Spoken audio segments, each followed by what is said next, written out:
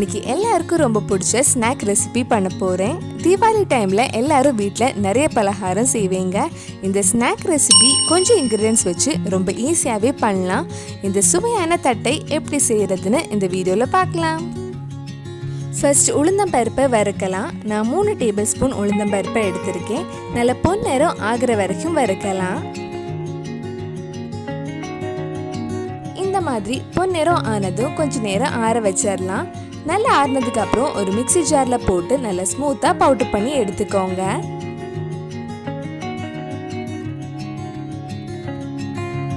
இப்போ ஒரு பவுல்ல ஒரு கப் வறுத்த பச்சரிசி மாவை எடுத்திருக்கேன். வறுக்காத மாவா இருந்தா ஒரு கடாயில போட்டு வறுத்து எடுத்துக்கோங்க. இது கூட நம்ம பவுடர் பண்ணி வச்சிருக்கிற உளுந்த மாவு ஆட் பண்ணலாம். மாவு ஒரு வாட்டி இந்த மாதிரி அரைச்சதுக்கு அப்புறம் ஆட் பண்ணிக்கோங்க. இது கூட கொஞ்சம் காய்பொடி, 1 மணி நேரம் ஊற வச்ச 2 டேபிள் ஸ்பூன் கடலைப்பருப்பு, 1/2 டீஸ்பூன் பூண்டு பேஸ்ட், கொஞ்சம் கறிவேப்பிலை, தேவையான அளவு உப்பு, 1 டீஸ்பூன் மிளகாய் பொடி, 2 டேபிள் ஸ்பூன் சூடான எண்ணெய் ஊற்றி இதெல்லாம் சேர்த்து நல்லா மிக்ஸ் பண்ணிக்கோங்க. பச்சரிசி எப்படி பொடிச்சு வறுத்து ரொம்ப நாள் வரைக்கும் கெட்டு போகாமல் ஸ்டோர் பண்ணி வைக்கிறதுன்னு இதுக்கு முன்னாடி நம்ம சேனல்ல வீடியோ போட்டிருந்தேன்.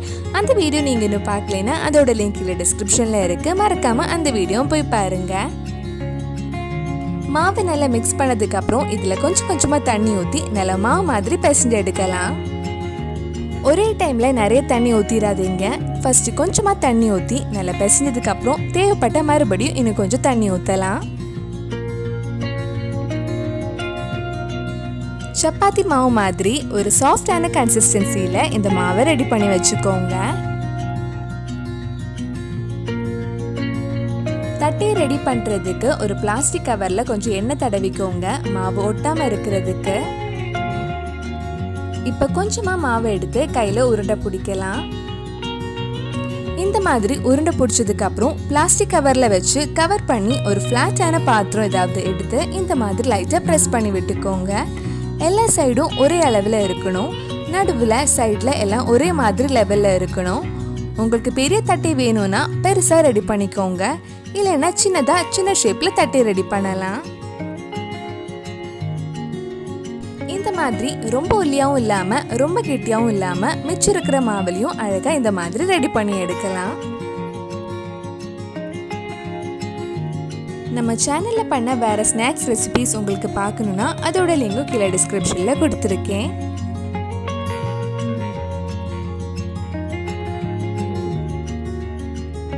இந்த தட்டை ஃப்ரை பண்ணும்போது ரொம்ப உப்பி வராம இருக்கிறதுக்கு ஃபோர்க் இல்லைன்னா ஒரு கம்பி வச்சு இந்த மாதிரி ஓட்டை போட்டு வச்சுக்கோங்க.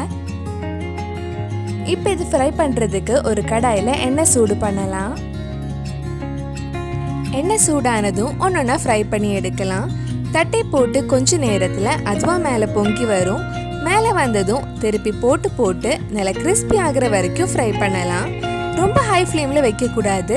லோ டு மீடியம் ஃப்ளேம்ல ஃப்ரை பண்ணாதான் உள்ள நல்லா வெந்து ரொம்ப நாள் வரைக்கும் கிறிஸ்பியா இருக்கும். சரியா ஃப்ரை ஆகலைன்னா கிறிஸ்பியாவே இருக்காது.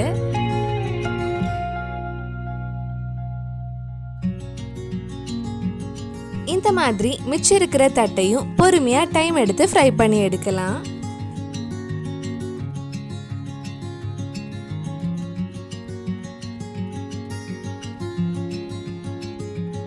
முறு தட்டை ரெடி ஆயிடுச்சு. கண்டிப்பா நீங்களும் இந்த தீபாவளிக்கு உங்க வீட்டில் இந்த ரெசிபி செஞ்சு பாருங்க. பிடிச்சிருந்தா இந்த வீடியோவை லைக் பண்ணுங்க, உங்க ஃப்ரெண்ட்ஸ் அண்ட் ஃபேமிலிக்கு ஷேர் பண்ணுங்க. வேற என்னெல்லாம் தீபாவளி ஸ்பெஷல் ரெசிபி நம்ம சேனல்ல ட்ரை பண்ணலான்னு கீழே கமெண்ட் பாக்ஸ்ல சொல்லுங்க. நீங்க இன்னும் என்னோட சேனலை சப்ஸ்கிரைப் பண்ணலைன்னா மறக்காம சேனலையும் சப்ஸ்கிரைப் பண்ணுங்க.